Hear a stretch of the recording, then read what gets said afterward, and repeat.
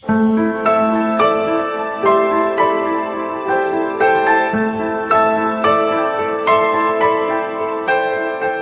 de Provérbios, capítulo 1.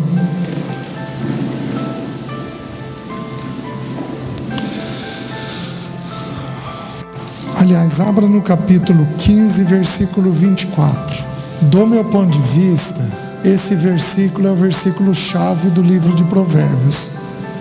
Porque Provérbios é um livro que vai trazer instruções práticas, resumidas, muitas instruções, e essas instruções têm a finalidade de nos tornar sábios na vida. Então, Provérbios 15, 24 diz assim: para o sábio há o caminho da vida que o leva para cima, a fim de evitar o inferno embaixo. Então, as instruções no livro de Provérbios têm a finalidade de nos apresentar o caminho da eternidade, de chegarmos à eternidade. Essa é a ênfase de Provérbios.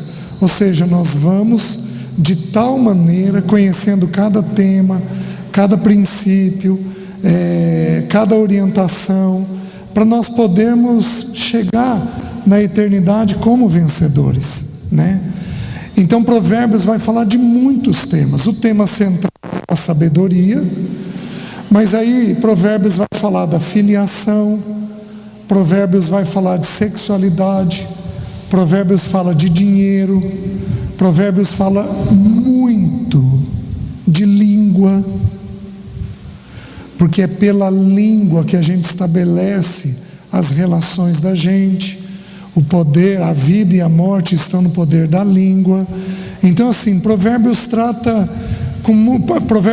sobre o governo da casa, o homem como rei. Traz muitas instruções ao rei. Por exemplo, diz que um rei que não sabe ouvir o povo é tolo. Um homem que não sabe ouvir a esposa e os filhos, ele é tolo, né? Então, assim, tem textos que são maravilhosos, tem textos que são misteriosos no livro de Provérbios. Provérbios capítulo 9, versículo 1, vai dizer assim: a sabedoria lavrou as suas 7 colunas. Quais são as 7 colunas da sabedoria? É um estudo difícil de fazer. O irmão Christian tem um estudo sobre isso. Há um estudo na Bíblia, na antiga Bíblia Vida Nova, a respeito disso, onde é só mencionado. Então, se é para sermos sábios, as 7 colunas que temos que levantar dentro da nossa vida. O irmão Romeu tem um estudo a respeito disso. Tem porções que são maravilhosas e que são até um tanto misteriosas. Acima de tudo que se deve guardar, guarda o teu coração, porque dele procedem as fontes da vida. O que é exatamente ali o coração do homem? Então, quais são essas fontes que ele traz? Meus queridos, há muitas porções maravilhosas. O que eu vou fazer?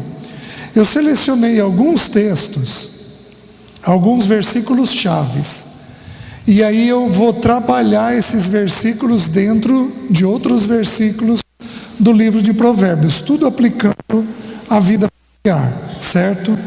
Então, Provérbios capítulo 1, agora sim, versículo 33: mas o que me der ouvidos habitará seguro, tranquilo e sem temor do mal. Mas o que me der ouvidos habitará tranquilo, seguro e sem temor do mal. Então, se eu parar aqui e for dar uma olhadinha nisso, ele fala de ouvido, mas ele vai falar que a pessoa que sabe ouvir aos provérbios, a Deus, ela habita segura, tranquila e sem temor do mal. Então, parte da nossa agitação é falta de ouvido. Parte dos nossos medos é falta de ouvido. Porque quando ouvimos a Deus de um jeito adequado, então nosso conseguimos habitar seguros. Os irmãos estão entendendo? Por exemplo, pessoas ansiosas são pessoas que sabem ouvir? Não. A cabeça trabalha tanto, tem tanta coisa lá dentro, que elas têm dificuldade de conseguir ouvir aquilo que está ocorrendo e processando. Então elas crescem mais lentamente. Pessoas quietas não são necessariamente boas ouvintes. Porque a gente vai pensar que uma pessoa quieta, mais comedida, é uma pessoa que ouve bem. E isso não é uma verdade. Porque tem pessoas quietas que são um turbilhão por dentro. Por exemplo, eu tendo a ser quieto, né? É uma realidade minha. Mas eu tive um médico, muitos anos atrás, que disse que eu era uma propaganda enganosa. Alguns aqui também são. Então, aparentemente tranquilo, mas, gente, um turbilhão por dentro. E isso comprometia o ouvido. Então, o primeiro destaque que Provérbios dá vai ser com relação ao ouvido. Por quê? Porque é pelo ouvido que o crescimento nosso se processa. O que você preferiria? Você preferiria ver e não ouvir? Ou você preferiria ser cego e ouvir? Escolhe. Mudo ou surdo? Cego ou surdo? O que você preferiria ser? Quem vota em preferir ver? Levanta a mão. Quem vota em preferir ouvir? Levanta a mão. Assim, a maioria vota em ver. Porque a gente tem a sensação que quem vê controla. Porém, olha o que os estudiosos dizem. Os estudiosos dizem que a pessoa que não ouve, ela é solitária. Ela não consegue desenvolver conceito. A pessoa que vê pode olhar uma almofada com 10 cores e ela não desenvolve o conceito da almofada. Mas a pessoa que ouve, ela não vê as cores, mas ela consegue desenvolver o conceito de cor. Você está entendendo? Então a cegueira, ela limita. A audição expande o entendimento e a compreensão da gente. Então o que Provérbios começa ensinando? Provérbios começa ensinando que não há órgão mais sublime no ser humano do que o ouvido, para o desenvolvimento do ser humano, do que o ouvido. Os irmãos estão conseguindo compreender? Então, o ouvido é algo que tem que ser preservado na casa. Por isso que gritaria não foi encontrada em Jesus. Por isso que Jesus fala tudo o que é necessário, mas ele não falou muito. Nós lemos os 4 evangelhos em cerca de 10 horas. É o suficiente para a gente entender. Jesus falou tudo o que é necessário, mas ele falou o que é necessário. Ele não é falante em demasia e ele não é calado em demasia. Então ele preservou o ouvido. Você está me entendendo? Só que nós temos algumas características interessantes a respeito do ouvido. Em primeiro lugar, os olhos têm primazia sobre o ouvido. Nós temos 5 sentidos: visão, audição, tato, paladar e olfato. Nós temos esses 5 sentidos. Existe uma regra na neurociência: 4 dos sentidos têm filtro, mas um dos sentidos, que é o olfato, ele tem penetração direta no cérebro. Por isso que a arte da culinária é tão desenvolvida. Por quê? Porque nós desenvolvemos memória afetiva no cheiro, porque ele penetra o cérebro mais rapidamente. Quem não se lembra da comida da mãe? De alguma coisa gostosa que tinha, de uma lembrança da infância. Gente, aquilo penetra diretamente no cérebro. É uma coisa que as mães deveriam explorar com os filhos. Então, Jesus ensinou em Mateus capítulo 6, versículos 22, assim: são os olhos a lâmpada do corpo. Se os teus olhos forem bons, todo o teu corpo será luminoso. Se os teus olhos forem maus, todo o teu corpo estará em trevas. Caso a luz que há em ti sejam trevas, que grandes trevas serão. Então ele está dizendo o seguinte, que os olhos são a lâmpada do corpo. Então eu busco informação pelos olhos. Então os olhos vêm antes do ouvido. Então é pelos olhos que a gente joga a primeira informação para dentro da alma da gente. Está fazendo sentido? Então, esse órgão, ele tem primazia. Aí o texto diz, são os olhos a lâmpada do corpo. Ou seja, eu vou tomar decisões para onde eu vou, do jeito que eu vou, o que eu vou fazer. Eu vou buscar informação baseado em primeiro lugar nos olhos. Vocês estão entendendo? E aí eu recebo informação. O que é um olho bom e um olho mau? Se os teus olhos forem bons, se os teus olhos forem maus. Olho bom não é uma pessoa bondosa, gentil, amorosa, bem educada. E olho mau não é uma pessoa ruim. Olho bom é olhar a vida com os olhos de Deus. Olho mau é olhar a vida com os meus olhos. Você está entendendo? Então é essa a equação que a Bíblia faz. Qual é a prova disso que eu estou dando para vocês? Só anotem aí, não abram.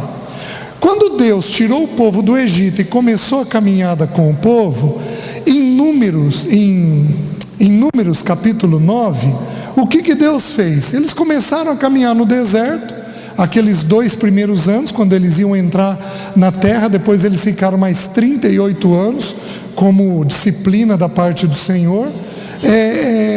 Naqueles 2 primeiros anos, o Senhor aparecia numa nuvem. A nuvem de dia, que gerava sombra, e a noite, que gerava calor para o frio, certo? A nuvem levantava, começava a andar, eles desarmavam o acampamento, começavam a andar. A nuvem parava, eles colocavam o acampamento de novo. Então presta atenção no que eu vou te dizer. Qual órgão está sendo estimulado? Visão ou audição? Visão. Então é pela visão que eles tinham a direção de Deus. Mas queridos, olha que coisa curiosa. No capítulo 10, Deus estabelece as trombetas. Vocês vão fazer 2 trombetas de prata. Quando as 2 trombetas tocarem juntos, é para o povo estar preparado para a guerra. Quando as 2 trombetas tocarem, quando apenas uma trombeta tocar, é porque é para os líderes se reunirem. Quando a trombeta tocar a rebate, ou seja, num som específico, é porque é um ajuntamento do povo, não é guerra. Então Deus trabalha agora, qual o sentido? O ouvido. Primeiro os olhos, depois o ouvido. O ouvido tem primazia. Por quê? Porque o livro de Romanos diz que a fé vem pelo...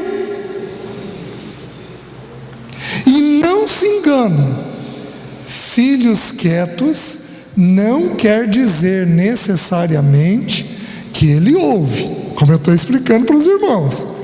Às vezes a gente sossega com o filho quieto, tranquilo, mas na hora que ele vira adolescência, ele pode dar uma virada de chavinha dentro dele e pôr para fora um monte de coisa que a gente não tinha percebido. Você está entendendo? Então o que a gente tem que fazer? Filho quieto, a gente garimpa. A gente vai lá e cavuca. E daí, Camille, como é que você está? Você está bem? E daí? Como que você está se sentindo? O que você pensa disso daqui? Como é que você está? Quer falar alguma coisa? Vem cá, vamos orar junto. A gente vai lá e garimpa a pessoa para que ela coloque para fora aquilo que está dentro dela, porque senão vira um mundaréu de pensamento dentro da cabeça do filho. Vocês estão entendendo? Então, outro texto importante sobre isso é Atos capítulo 7, no sermão de Estevão. Chega um ponto do discurso de Estevão que ele vai falar a respeito de Moisés, e diz assim, que Moisés viu a sarça arder. Qual é os olhos? Qual é o sentido? O órgão, os olhos, a visão. E aí o texto diz assim, no mesmo versículo, que ele ouviu a voz do Senhor. Então ele ouviu depois que ele viu. Só que aí tem uma coisa que é impressionante. 3 versículos abaixo diz que o Senhor viu a aflição do povo e ouviu o seu gemido. Deus faz exatamente a mesma coisa. Ele primeiro nos vê, e uma vez que Ele nos vê, Ele nos ouve. Então vamos dar uma parada aqui. Não tem órgão mais importante nas relações humanas do que o ouvido. Nós vamos ter que saber ouvir, porque se nós não ouvirmos, nós não desenvolvemos. Está fazendo sentido? Aqui nós temos pessoas que são muito falantes, e tem pessoas que são muito quietas. Meus queridos, a pessoa falante, ela tem 2 vantagens. Ela alivia, porque ela pôs para fora, e ela organiza à medida que fala. Essas são 2 vantagens, mas ela tem uma desvantagem. Ela vai entrar em angústias, porque quem fala demais arruma problema. Simples assim. Nós vamos ver um versículo. A pessoa quieta tem uma vantagem. Qual é a vantagem? Ela arruma menos problema porque ela fala menos. Mas ela tem 2 desvantagens. Ela nem alivia, nem organiza. Quando você fala, você alivia o que está aqui dentro. Queridos, falar, especialmente coisas difíceis, é igual vomitar. Você come uma comida estragada. Qual o jeito mais rápido de aliviar? Põe o dedo na garganta e põe aquilo para fora. Você alivia. Quando você tem pensamentos ruins, qual o jeito mais fácil de resolver? Vai lá e põe para fora. Fala com Deus ou com quem te dá confiança. Então é a primeira coisa que tem, alívio. A segunda coisa, você organiza o que existe dentro de você. Então aquele quebra-cabeça desencaixado começa a se encaixar, a fazer sentido dentro da sua vida. Você começa a entender as coisas. Por que vocês acham que Jesus é o Verbo? Pensa comigo. Porque a compreensão vem pela palavra. O entendimento, a sabedoria vem pela palavra. Ele é a própria palavra. Então por Ele nós conseguimos pôr as coisas para fora e compreender o que há dentro de nós. Fez sentido até aqui? Agora deixe-me ler alguns versículos com vocês no livro de Provérbios. Provérbios 1:5. Lembra que nós estamos nos baseando no 1:33. Mas o que me der ouvidos habitará seguro, tranquilo e sem temor do mal. 1:5. Ouça o sábio e cresça em prudência, e o instruído adquira habilidade. Se nós soubermos ouvir, o que vai acontecer? Nós vamos crescer em prudência. Vejam, cadê os jovens? Os adultos vão se beneficiar do que vai ser dito para vocês. Presta atenção agora no que vai ser dito. Vejam o versículo 8. filho meu, está falando de alguém que está na condição de filho, ouve o ensino de teu pai e não deixes a instrução de tua mãe. Jovem, o que é para fazer? Ouvir o ensino do pai e a instrução da mãe. Fez sentido? Teu pai e tua mãe pedem algo que seja errado? Não. Queridos, prestem atenção, pai e mãe fareja problema. É impressionante. Mãe ainda um pouquinho mais que pai. Pai e mãe fareja problema. Eles não são deuses, nem tudo que eles falam provém de Deus, provém do alto, tem coisa que é deles, mas Deus criou dessa forma. Pai e mãe têm percepção de algumas coisas, né? Eu fui um filho relativamente obediente, mas eu trombei com meu pai aos 13 anos de idade. Aos 13 anos eu vendia joias e relógios. Meu pai me pôs a trabalhar aos 13 anos e foi o primeiro emprego que eu tive. Chegou o dia das mães, eu virei para o meu pai: pai, eu queria que o senhor desse um relógio para a mãe. Meu pai tinha 6 filhos estudando fora. Ele virou e falou: filho, eu não tenho dinheiro. Como o senhor não tem dinheiro? Olha quanto gado o senhor tem lá. Pega uma cabeça, vende. Filho, eu não tenho dinheiro, eu não tenho condições, eu não posso dar. E eu trombei com meu pai.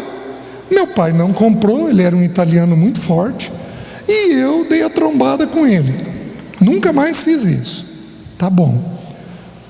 Sabei, pois isso, que o vosso pecado vos há de achar. O meu me achou. Provérbios 32, 23. O André nasceu. O André nasceu em março. Aí teve o primeiro dia das mães. Gente, eu queria que o André desse um presente para a mãe dele, mas eu não tinha dinheiro. O que Deus trouxe em mente? Gente, tinham se passado, eu acho que 14 anos. O que Deus trouxe em mente? Lembra? Meu pai não entendeu nada, procurei meu pai, lembrei a história, pedi perdão para ele. Pai, o senhor lembra disso? Eu fiz isso. Filho, não lembro de nada, mas eu queria pedir perdão. Deus falou comigo em oração. Meu pai não era cristão, ele não entendeu nada. Ele falou: tá bom, você está falando, está desculpado. Então, e passou a situação. Mas às vezes pai e mãe farejam um amigo, farejam um horário, farejam um dia. Eu, por exemplo, combinei com os meus filhos o seguinte: filhos, vai ter um dia ou outro que o coração do pai vai apertar sem eu conseguir te dar uma explicação. Porque o que é intuição? Jovem, presta atenção. O que é intuição? Intuição é uma forte impressão sem clareza.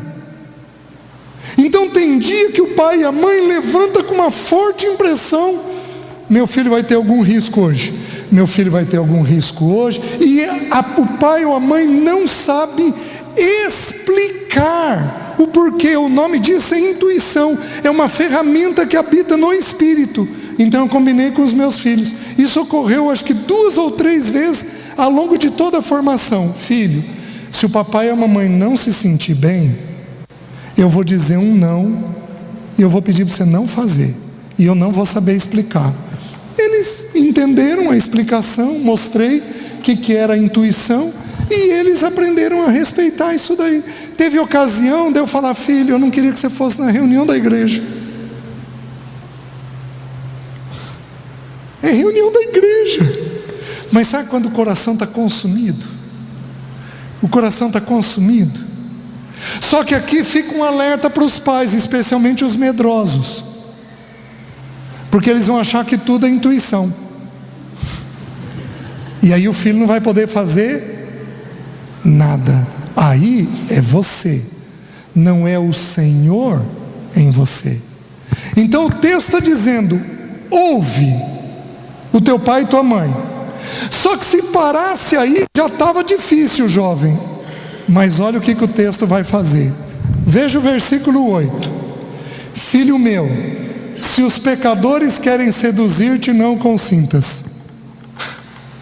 Então o texto está dizendo o seguinte, que se você ouvir pai e mãe, você fica guardado. Mas se você não quiser ouvir pai e mãe, o que vai acontecer? Vai chegar pessoas ímpias, pessoas pecadoras perto de você, e eles vão querer te seduzir. Hoje, gente, quando os estudiosos aí da psiquiatria, da psicologia, estudam as doenças, a primeira característica do psicopata que é estudada, qual que é? A sedução.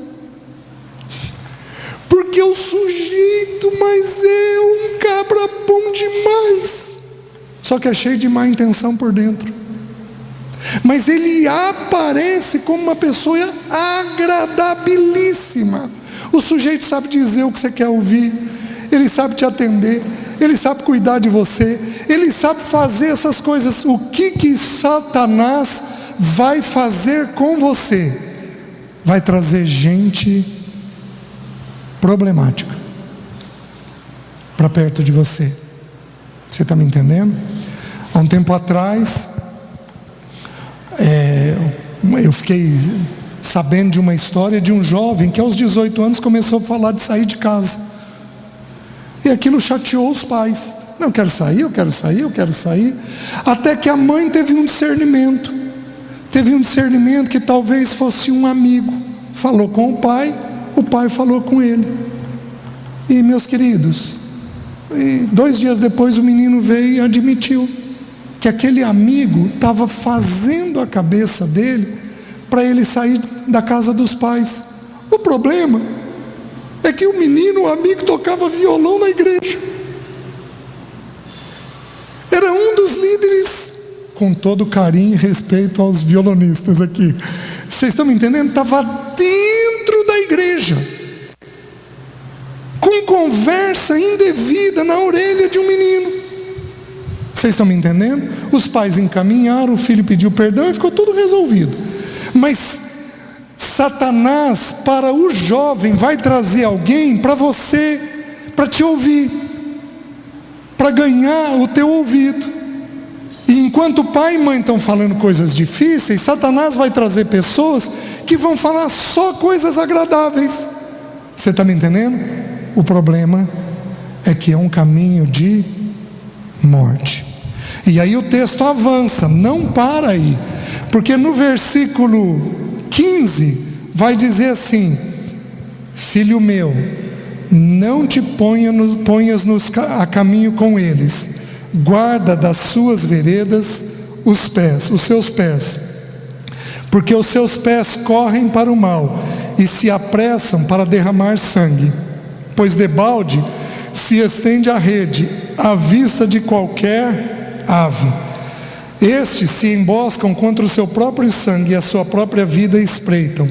Tal é a sorte de todo ganancioso, e este espírito de ganância tira a vida de quem o possui. Gente, eu tenho exemplos e mais exemplos. Lembra que a necessidade do filho é de pertencimento? Por exemplo, eu lembro de uma história, estou me ocorrendo de uma história, de um menino de 14 anos de idade, que foi expulso do colégio, aí os pais trouxeram para eu aconselhar naquela situação. O menino roubou prova.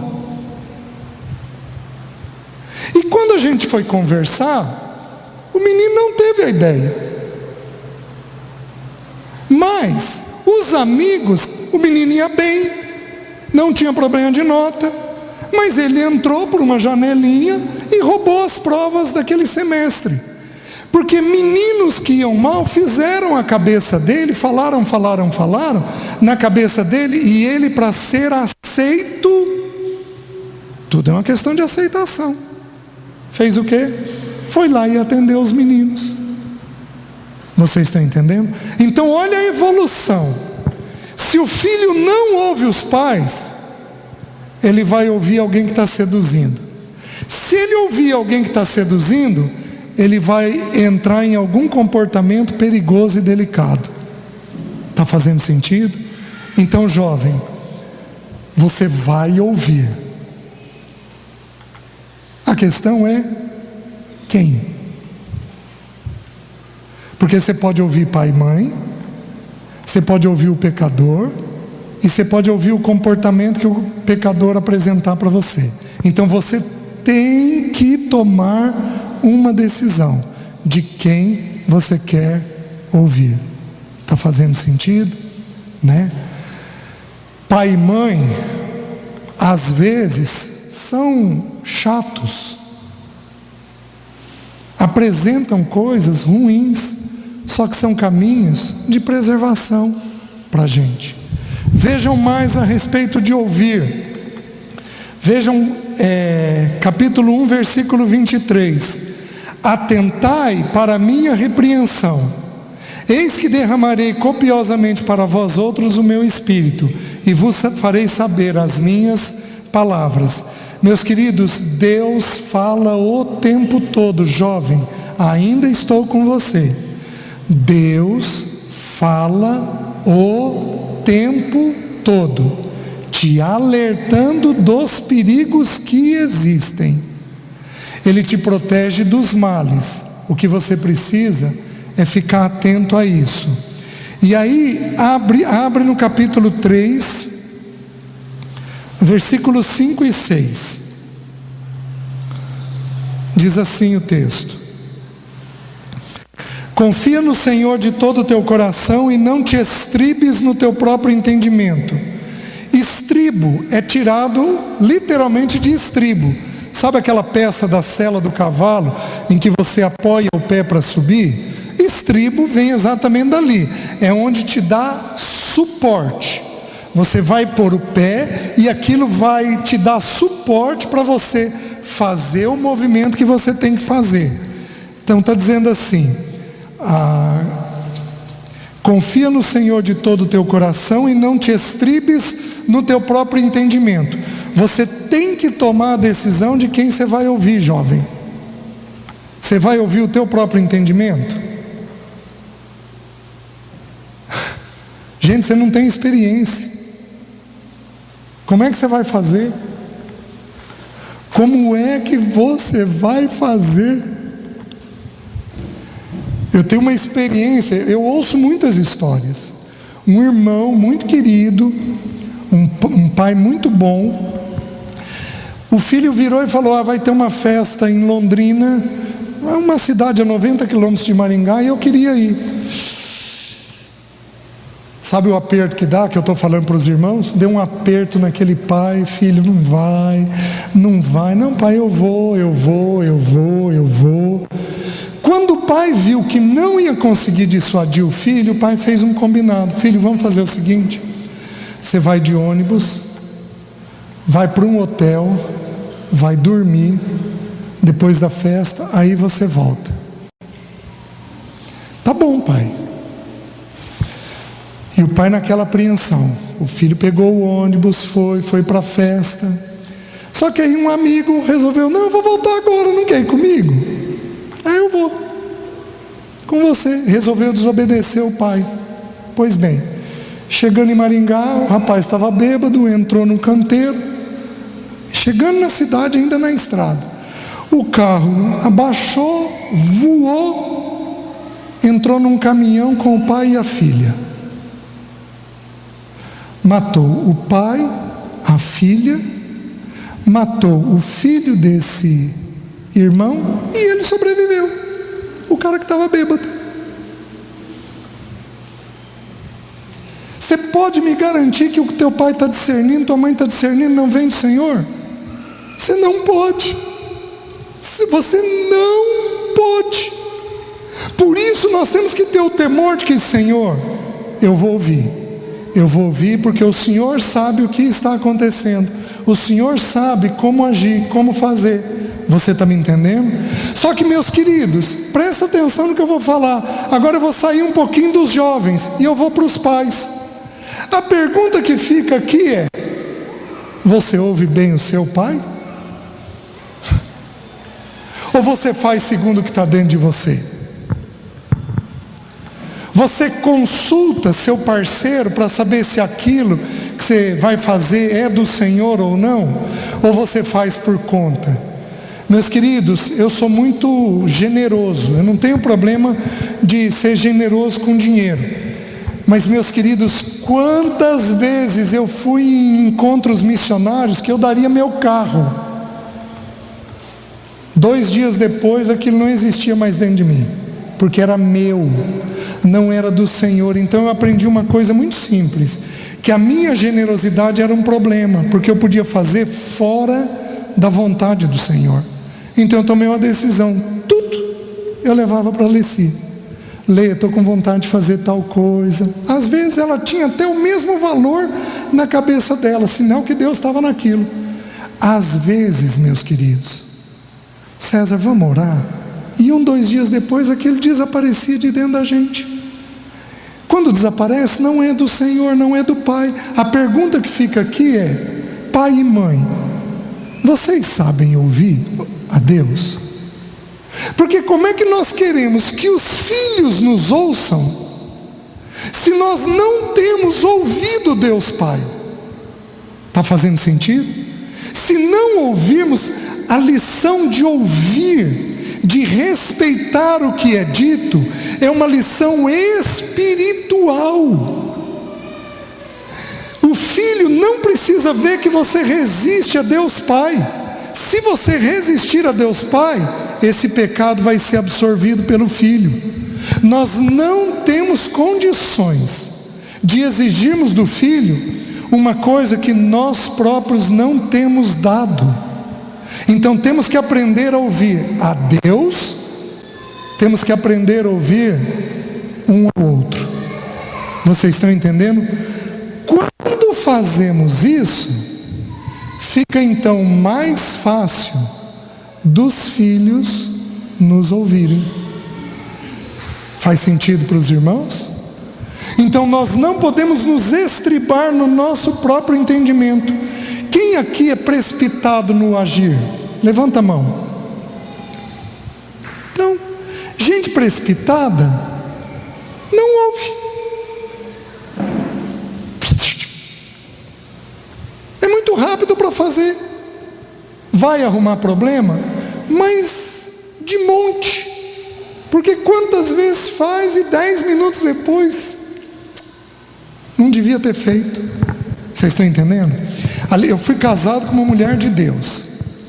A Leci, ela pediu para mim por ano: César, eu acho que nós devíamos orar por tudo. A Bíblia dá uma ordem para orar por tudo. Vamos orar por cada viagem que a gente for fazer.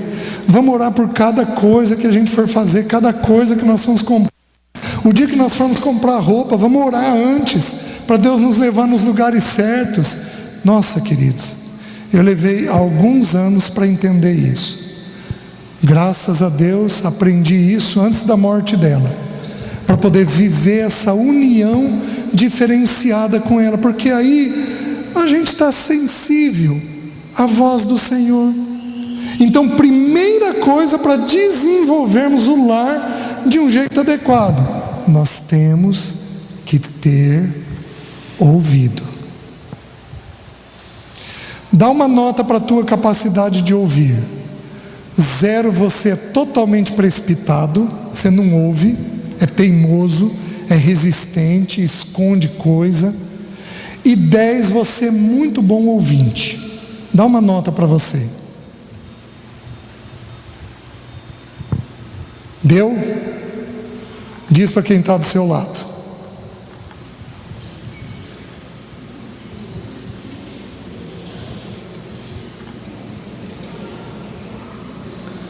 Considerando que os quietos podem ser obstinados, teimosos. Dá uma nota para você.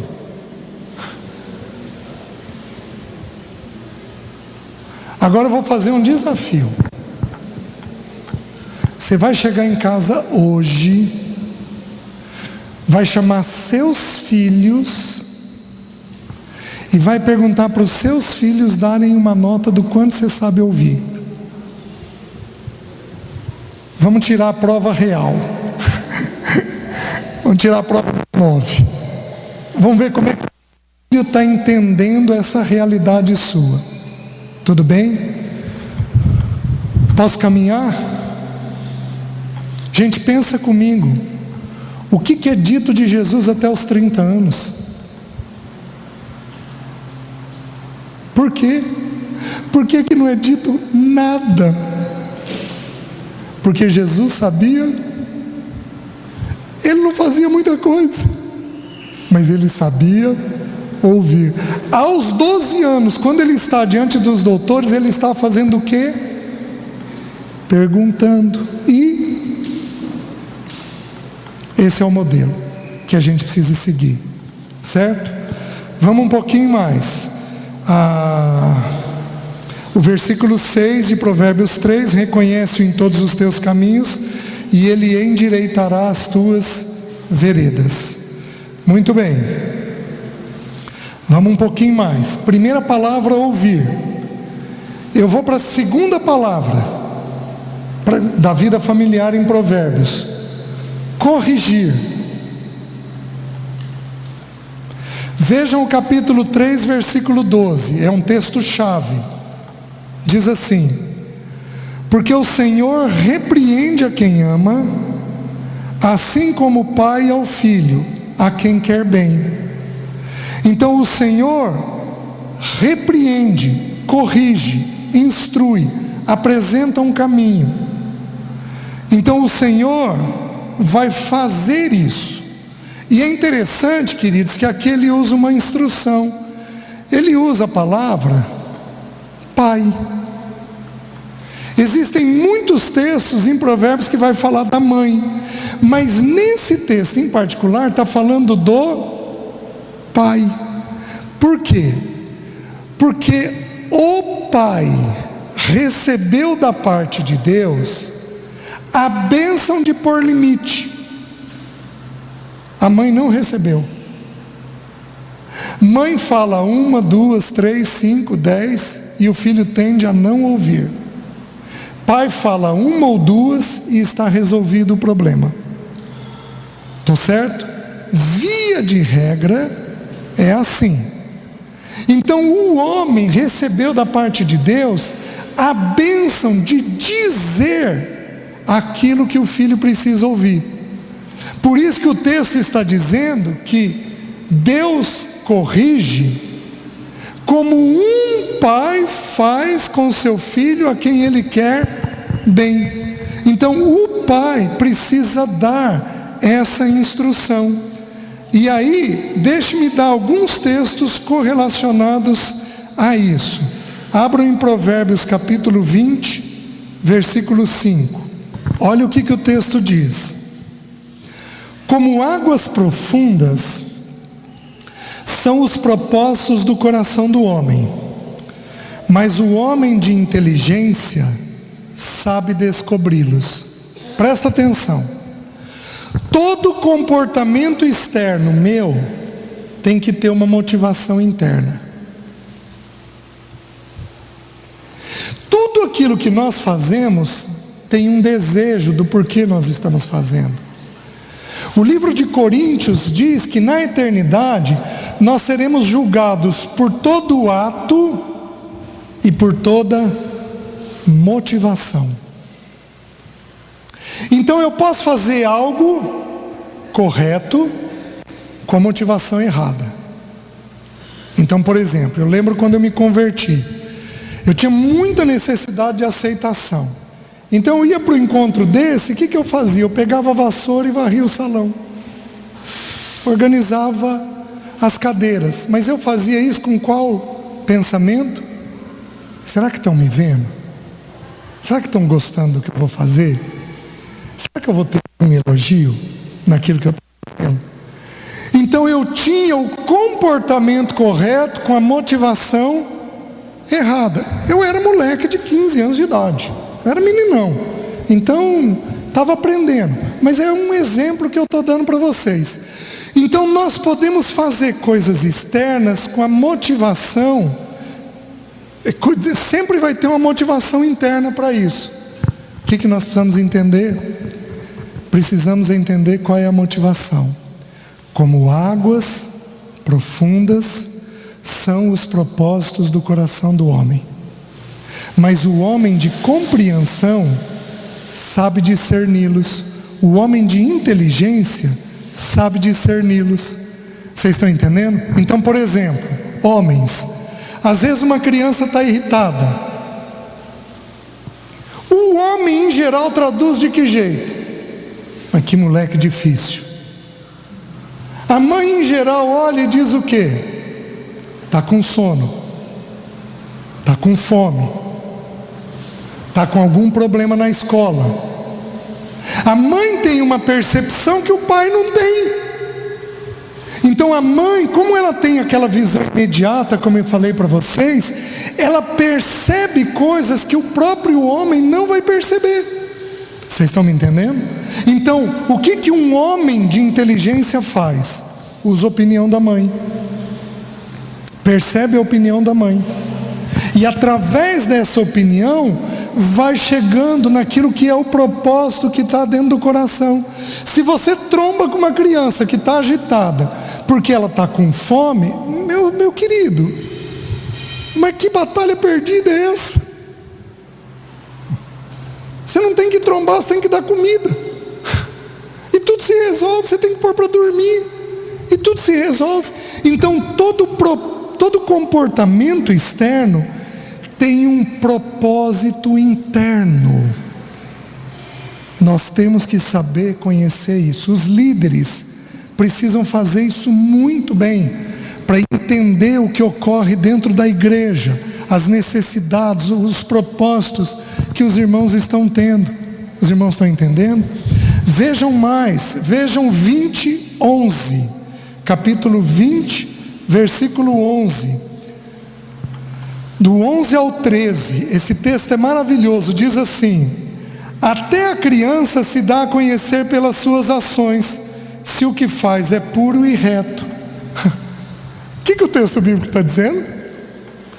Você precisa de um conselheiro para entender seu filho? Não, porque até a criança se dá a conhecer. Se colocarmos o joelho no chão, Senhor, fala comigo, o que está havendo com meu filho? Então isso vai vir para fora, você vai compreender aquilo que está havendo. Meus queridos, é tão simples. Então até a criança se dá a conhecer. Então a mãe, do mesmo jeito que o pai põe limite, de um jeito que a mãe não põe, a mãe entende um filho de um jeito que um pai nunca vai entender. A mãe conhece os contornos do filho, ela sabe o que ocorre com o filho. Então o pai, um homem inteligente, sabe ouvir uma boa esposa. Ele vai saber ouvir, porque vai ficar claro o porquê que a criança age do jeito que age. A mulher tem essa percepção. E aí o texto continua, diz assim: o ouvido que ouve, o olho que vê, o Senhor os fez, tanto um como o outro. Então o que ele está dizendo? Que quando a gente vai trabalhar filho, o que a gente tem que ter? Ouvido e olho. Por isso que não se educa filho sem tempo. Porque você não consegue ouvir e ver se você não estiver junto. Então as teorias modernas de criação de filhos, as teorias, não as escrituras, dizem que se você der qualidade de tempo, é o suficiente. Eu discordo. Porque você tem que dar a qualidade, ou seja, um tempo bom, mas se você não tiver quantidade, você não percebe as nuances. Então você tem que ter uma quantidade e você tem que ter uma qualidade na formação do filho. Está fazendo sentido? Porque aí você tem o ouvido e o olho, ouvindo e vendo aquilo que está acontecendo. E aí o versículo 13 diz assim: não ames o sono, para que não empobreças, abre os olhos e te fartarás do teu próprio pão. Meus queridos, por que colocou o sono num texto de educação de filhos? Porque com filho nós temos uma grande oportunidade. Nós temos outras depois, mas não tem mais toda a plenitude que tem no tempo adequado. Então a Bíblia apresenta de 0 a 12, de 12 a 30. Então nós temos que, de 0 a 12, gastar o tempo que for necessário. Tem teorias psicológicas que dizem que é 2 anos, é 5 anos. Nosso modelo é Cristo. Cristo ficou até que idade na casa dos pais? 30. Até que idade nós vamos criar os filhos? 30. Ô César, pesou, hein? E eu querendo resolver logo. Lembrando que os filhos saem de casa em torno de que idade? Em geral, 18 anos, terminou o ensino médio, ele vai para a faculdade, então ele começa a ter menos tempo dentro de casa. Ele pode não sair, mas vai ter menos tempo dentro de casa. Você está entendendo?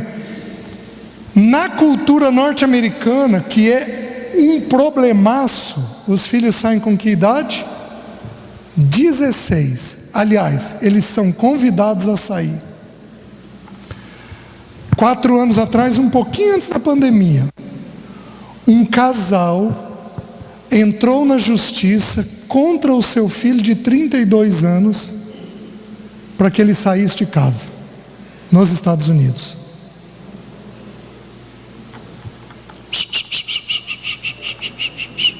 Vai. O princípio bíblico é qual? O princípio bíblico é de que filho é formado até os 30. 12 anos, a mãe tem que estar muito presente. 12, até a maioridade, e aqui por maioridade, nós vamos parar e nós temos que pensar. É 18? É 21? É 26? Hoje a neurociência diz o seguinte, que as conexões cerebrais, elas amadurecem aos 26 anos de idade. Ou seja, o cérebro está pronto, maduro, aos 26. Até os 26, ele está formando os caminhos para pensar os temas da vida. Você está me entendendo? Nós temos 64 mil quilômetros de fio num cérebro humano. Dá para dar 2 vezes a volta na Terra. E é nesses caminhos que o pensamento passa. Isso amadurece aos 26. Então até os 18, 21, nós vamos formar o caráter. Dos 21 em diante, nós vamos ensinar a respeito da vida.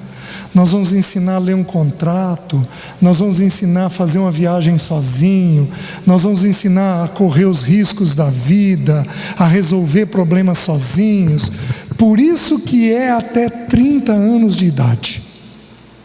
Eu tinha 27 anos de idade, eu casei com 22. Meu pai me deu um Vox, antes de eu casar, um Fusca 82, fiquei feliz da vida.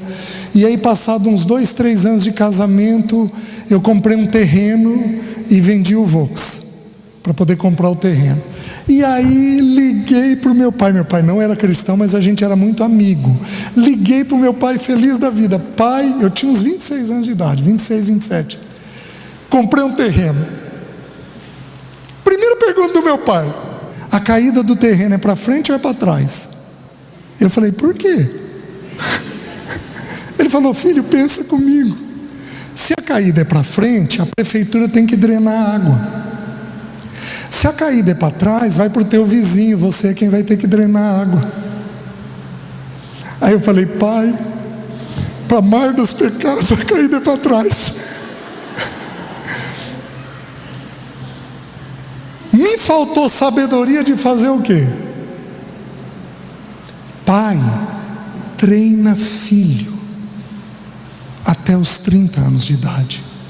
Porque a gente precisa de várias experiências para poder amadurecer. Então os pais têm que ficar com esse olho atento. Mas eu casei aos 22, quer dizer que meu pai mandava em mim? Não, eu deixei pai e mãe. Vocês estão entendendo? É a ordem das escrituras. Mas não quer dizer que o meu pai ou minha mãe ainda não tinham coisas a ensinar para mim. Vocês estão entendendo? Então nós precisamos entender. Só que o que acontece? Alguns de nós têm sono. Meus queridos, não levante a mão, mas alguns aqui gastam muito tempo em computador, celular ou TV. Vou te dar uma sugestão: desligue. Mas desligue por 2 meses. Eu fiz isso na minha época, só tinha televisão. Eu e a Alessi fizemos isso algumas vezes. Desligar uma semana, desligar um mês. A gente nunca conversava tanto quanto nesse período. Vocês estão entendendo? Então treine o ouvir. Compre jogo de mesa. Vá jogar na mesa. Joguinhos de mesa. Tem um monte de joguinho interessante. Compre esses joguinhos de mesa, porque você consegue estar ao redor da mesa, como diz as escrituras. Você está me entendendo? Não ame o sono. Não se distraia. Vamos lembrar, de 0 a 6, quem der atenção leva o filho. De 6 a 12 é a fase mais delicada, porque o filho absorve e não manifesta. E a partir dos 12 anos ele começa a pôr para fora. Você está entendendo? Aí ele vai começar a manifestar. Então nas escrituras, se der tempo eu mostro os textos. Até 12 anos a mãe tem muito peso. A partir dos 12 anos o pai tem muito peso. O pai tem que estar presente em todo o período, mas a ênfase até os 12 é mais da mãe do que do pai. Podemos avançar? Vamos lá. Capítulo 12, versículo 1. Olha o que diz.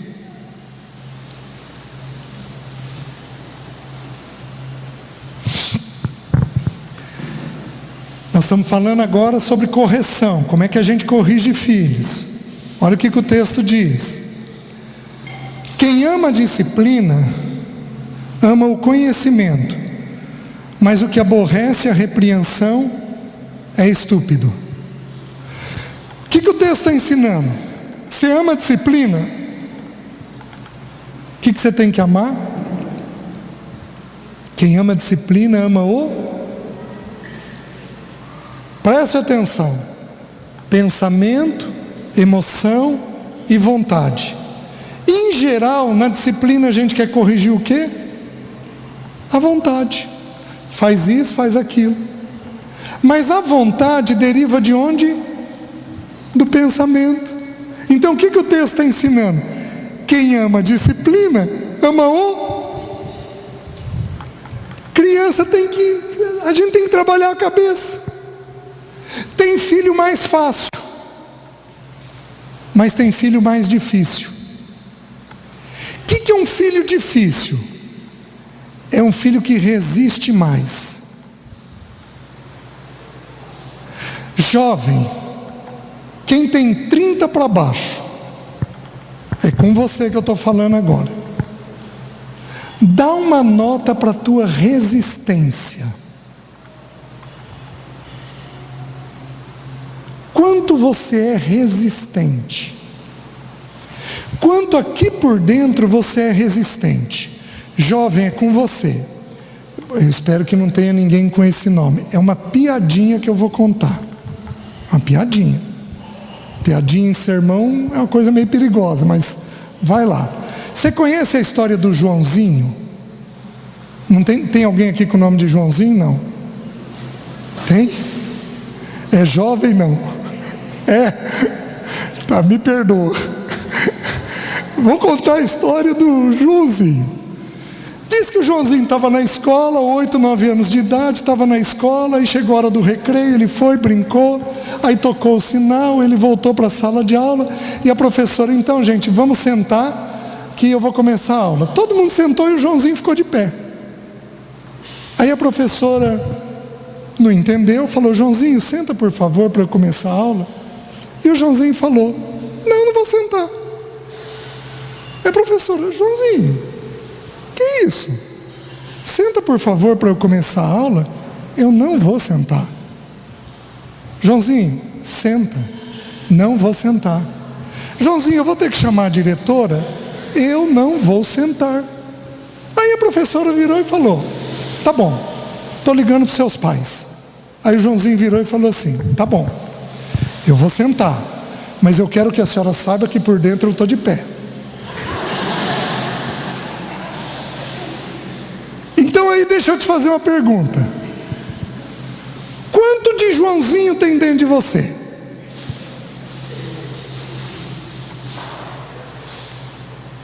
Dá uma nota para o Joãozinho que habita dentro de você. Joãozinho, você me perdoa, seja lá quem for. Você tem essa atitude, ainda que você seja quietinho por fora, por dentro você se mantém de pé, fazendo a sua vontade? Meus queridos, esse caminho é um caminho perigosíssimo. O que os pais precisam fazer quando há um Joãozinho dentro do filho? Primeira coisa, verificar se não há um Joãozinho dentro dos pais. Porque rebeldia, resistência, é espiritual. E não adianta você querer mudar no filho se você não muda em você. Porque nós falamos sem autoridade alguma. Está fazendo sentido? Então a primeira coisa é verificar se é dentro de você. A segunda coisa é: ao longo de muito tempo, a verdade tem que ser semeada e regada, semeada e regada, semeada e regada, porque ela não volta vazia. A terceira coisa vai ser produzir uma dor, mas nós já vamos falar a respeito disso, de uma disciplina, né? Então nós precisamos ajudar aqueles filhos que são mais difíceis. Qual é a beleza de um Joãozinho? Está na determinação.